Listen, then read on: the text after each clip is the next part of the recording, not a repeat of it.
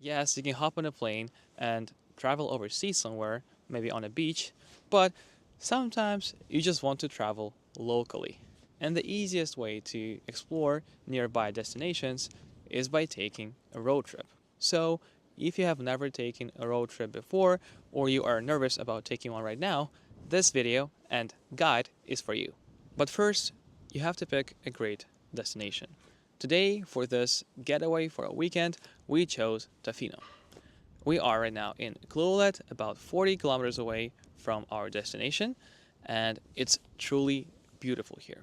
First of all, this place is very famous for its surfing. People from all over the world are dreaming to come here and to learn how to surf. It also has one of the greatest Pacific Northwest nature out there, and it's just a nice place to be. I live in Vancouver, so for me it's about a 6 hour drive journey, including the ferry. So first we had to drive for about 30 minutes to the bay to take the ferry. Then we drove onto the ferry, and in about 1.5 hours we got to Nanaimo Island. And from there it takes about 3 hours to get to here. So do your research and try to find a nice place to go to. You don't have to live in Vancouver or Canada to find great places to go. I believe that anywhere in the world there's places to explore. So once we've picked our destination, the next thing to do is to prepare for a road trip. And it doesn't have to be anything crazy. All the things you need are snacks, water, comfortable clothing, and sunglasses. And of course, if you want your trip to be not boring, you want to prepare a playlist, an audiobook, a podcast, so that you feel engaged and energized during your drive. And yes, for this trip, we are driving the 2026 Genesis G70. And look, it's the button right here, and it's an automatically opening trunk. Isn't that cool? So yeah, we have my bag here, which has my laptop and some camera gear for this video. We have a yoga mat for your stretching, some snacks, and basically some spare clothing, nothing else.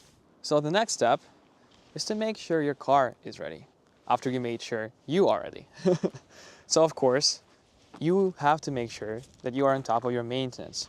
You change oil regularly so you don't have problems while you are so far away from your house. And also you want to make sure your tires are good, they're in good shape, they have appropriate pressure. The next thing, of course, is to check the washer fluid so that you don't have to be doing it last second. And obviously, fill your gas tank well in advance so that you don't have to waste time on your way to your destination. All these small preparations will just help you to feel less anxious before you drive. But let's actually hop behind the wheel and talk about the next steps. I know that lots of people are fans of driving during the night. They like to exit by like 10 p.m. and let's say be at their destination in the morning. Even though it's a good strategy to spend more time at the destination during the day, but I think it's quite dangerous.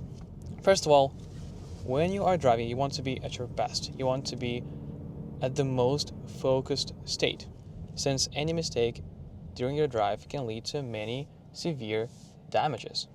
Obviously, it's much easier also to see during the day rather than you are driving at night and the visibility is super low. So I know it's very tempting to go during the night for a long road trip or even for a short road trip to spend more time during the day at the destination, but I suggest not to do it. Instead, just relax, get a good night's sleep, go in the early morning, and you'll have lots of time. We're not distracted, we're not tired, and we are focused. It's scientifically proven that humans suck at all of these three things during the night. And we are at our best when we had 6 to 8 hours of sleep and we do our stuff early in the morning. We came out early, we got enough sleep, so now we want to be very focused and we want to drive safely too. And the best way to do it is to drive smoothly. And honestly, it's quite simple. We have one goal. We just want to make sure all our inputs are very smooth, whether it's our brake pedal, whether it's our steering input, or our gas pedal. You probably want to also save money on fuel too, so when you are driving as smooth as possible, you are ensuring that you'll get the best gas mileage as well. So, as you can see right now, I'm not doing any abrupt motions. All of my inputs are very smooth. When I accelerate, I don't smash the throttle pedal. I gradually and very gently push on the pedal. And as you can see right now, it doesn't mean we're going slowly. We're going an adequate speed. We're maintaining the distance between the car in front of us. We are maintaining our distance between us and the car behind us in the rearview mirror. During the turns, my steering input is also very smooth. 2 hands on the wheel, 9-3 position, very smoothly, and it is so satisfying when you are mastering this technique. With this driving style, you are actually helping yourself to be less fatigued, and you are giving yourself lots of time to react to anything that is going to happen on the road. If this car in front of me is going to stop suddenly, I have lots of space and time to stop beforehand. If the car in front of me is decreasing their speed, I'm just basically lifting off the gas pedal. And since, again, I'm maintaining the right distance, I don't even need to use my brakes. Why is it good? It ensures you have very smooth driving behavior, and at the same time, you are saving the life expectancy of your brakes. On these types of highways, usually there's only one lane going each way. And that is why you can see on the road here, we have different markings showing you that you can overtake the car in front of you or not. So as you can see right now, we have an opening to overtake this car because I can see that there's no car going our way. And once you feel safe, you can perform a maneuver like this, and it's absolutely safe.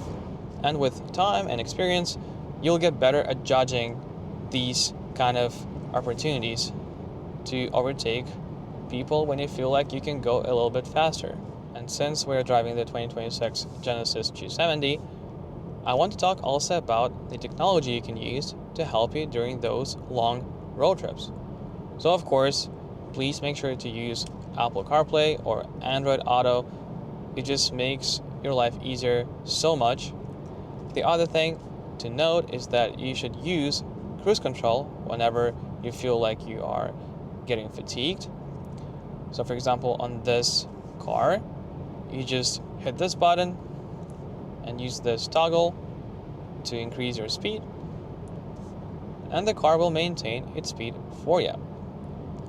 I can also enable steering assist, so now it will keep us in our lane at all times. And also I can change the distance setting between the car in front of us and our vehicle. So of course you have to keep your eyes on the road at all times, and just remember that when you are using these technologies, they're not meant to replace you, they're meant to just assist.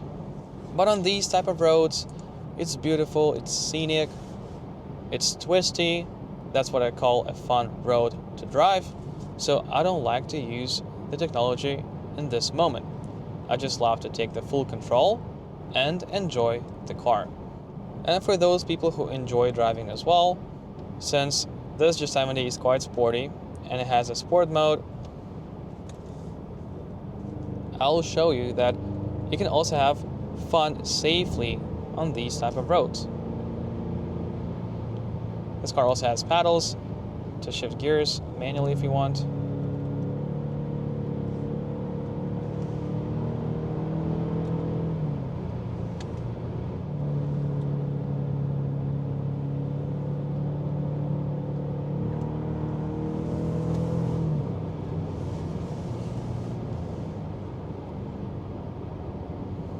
And of course, this is why we are going on road trips, especially if you love driving. We want to find roads like this one to safely enjoy our cars.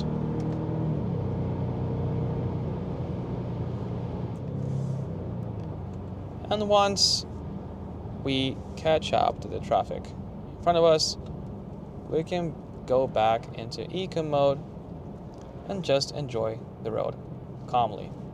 The next thing I wanted to mention as well is that you have to take breaks.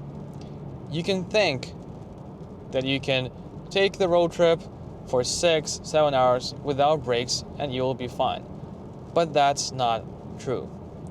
Most people overestimate how good is their focus during the drive. And I suggest you to take breaks very frequently. Firstly, it's not very healthy to sit for a long time behind the wheel. You're not moving, so you want to get some action into your muscles. Just take your mind off driving for a couple of minutes and then get back on the road. It doesn't take too much of your time. People overestimate how long they spend on these type of breaks, but the upside is that you are going to be much more attentive during the drive.